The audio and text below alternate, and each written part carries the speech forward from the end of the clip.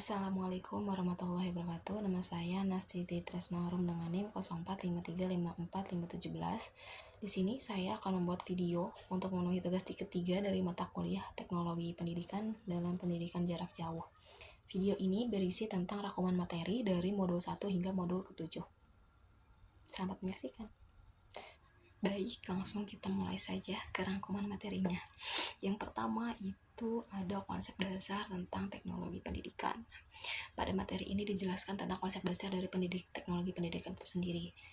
Terus kemudian juga ada hal-hal yang menyebabkan adanya perkembangan dinamis, juga pergeseran, dikarenakan pastinya teknologi itu berkembang dari masa ke masa.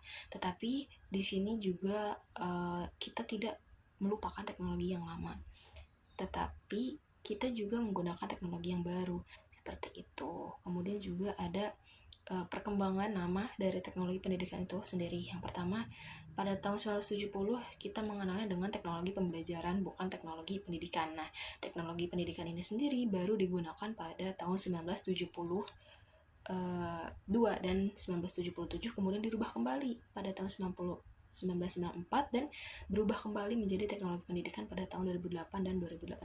Kemudian pada pertemuan kedua ada tentang konsep dasar dan ciri pokok dari pendidikan jarak jauh. Nah, ciri pokok ini ada 5 ciri pokok seperti itu. Yang pertama, ciri pokok PJJ. Yang pertama ada berbasis institusi.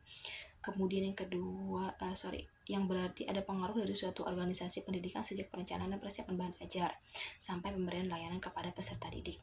Kemudian kedua, adanya keterpisahan antara pengajar dan peserta didik. Yang ketiga, ada penggunaan media teknis seperti media cetak, audio maupun video seperti itu. Kemudian yang keempat, dalam PJJ dimungkinkan ada pertemuan tatap muka untuk bersosialisasi atau membahas mungkin pembelajaran secara online yang sudah dilakukan secara online.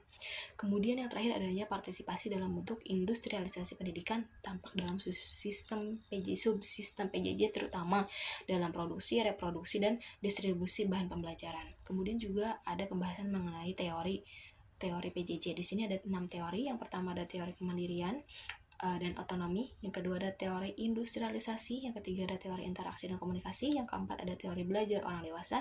Yang kelima ada sintesa teori PJJ. Yang terakhir ada teori ekuivalensi. Kemudian ada pada pertemuan selanjutnya juga membahas mengenai variasi pendekatan pembelajaran pada pendidikan jarak jauh. Variasinya, maksudkan di sini adalah jenis dari pembelajaran jarak jauh itu sendiri. Yang pertama ada online learning, kemudian ada e-learning ataupun electronic learning, kemudian ada cyber learning, virtual learning, ada sinkronus dan asinkronus, kemudian juga ada distributed learning, hybrid atau blended learning, kemudian yang terakhir adalah m-learning atau mobile learning. Kemudian pada pertemuan selanjutnya ada karakteristik bahan pembelajaran.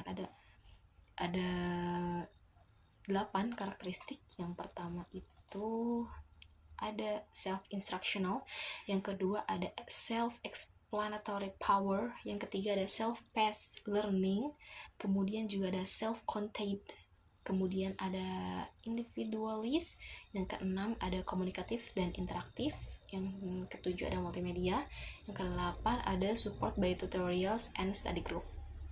Kemudian pertemuan selanjutnya ada beberapa model sistem peluncuran PJJ. Yang pertama ada model sistem peluncuran secara konvensional, kemudian juga ada model peluncuran berbasis standalone komputer, ada juga peluncuran berbasis internet atau intranet, yang keempat ada peluncuran blended learning, yang kelima, yang terakhir ada peluncuran internship dan mentoring. Kemudian pertemuan selanjutnya ada desain pembelajaran untuk pendidikan jarak jauh. Nah, kita bisa di sini itu ada penilaian mengenai hasil belajar yang digunakan oleh PJJ. Caranya bagaimana? Kemudian yang pertama ada tes acuan patokan. Tes acuan patokan ini digunakan untuk mengukur tingkat penguasaan, pengetahuan, keterampilan fisik, dan sikap perilaku yang terkandung dalam tujuan pembelajaran itu sendiri. Yang kedua ada tes acuan norma. Dimaksudkan untuk mengukur posisi capaian seorang peserta didik dibandingkan dengan peserta didik lain dalam kelompoknya. Ya, kemudian ada 3 konsep penting di sini dalam melakukan penilaian hasil tes belajar. Ada validitas, reliabilitas, kemudian ada usability. Dan yang terakhir di pertemuan ketujuh ada pendekatan sistem. PJJ sebagai bagian integral dari sistem pendidikan. Yang pertama ada pendekatan sistemnya, yaitu sebagai salah satu ciri pokok dari fungsi teknologi pendidikan dalam memecahkan masalah pendidikan. Nah, ada 3 komponen dari subsistem PJJ itu sendiri. Yang pertama ada subsistem dasar, kemudian yang meliputi peserta didiknya, proses, kemudian pembelajarannya, penilaian, sertifikasi, dan akreditasi dan lulusan yang kompeten. Berarti di sini adalah orang yang melakukan dan juga strategi pembelajaran yang dilakukan.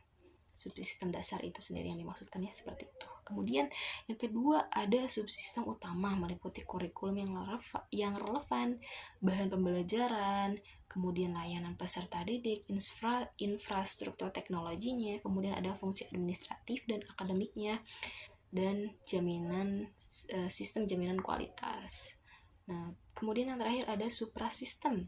Apa sih suprasistem ini? Suprasistem ini meliputi berbagai kebijakan di luar kewenangan penyelenggara PJJ, namun memengaruhi baik secara langsung maupun tidak langsung terhadap penyelenggara PJJ.